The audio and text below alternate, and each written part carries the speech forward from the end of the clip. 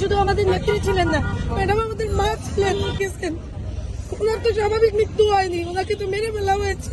ম্যাডামের জন্য গুলশান অফিসের সামনে দোয়া পাম্প করবো।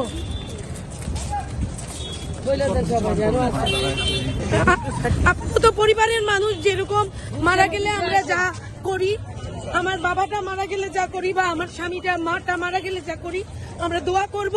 আমরা মুসলিম, ম্যাডাম অত্যন্ত ধর্মভীরু একজন মানুষ। একটু দাঁড়া, একটু বলে দেবেন। আমাদের তাৎক্ষণিক আমরা হচ্ছে মায়ের জন্য দোয়া করব।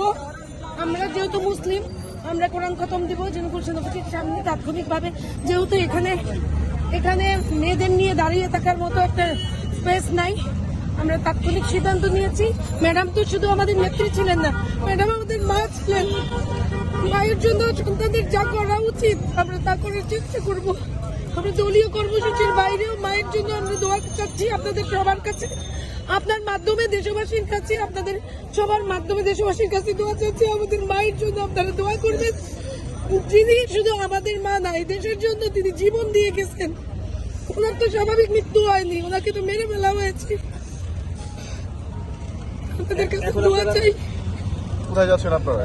পার্টি অফিসের সামনে আমরা এখন তাৎক্ষণিক একটা কোরআন খতমের ব্যবস্থা করব। আমরা মহিলারা, আমরা ওইটা আসলে আমি ওইভাবে বলতে পারছি না। আমরা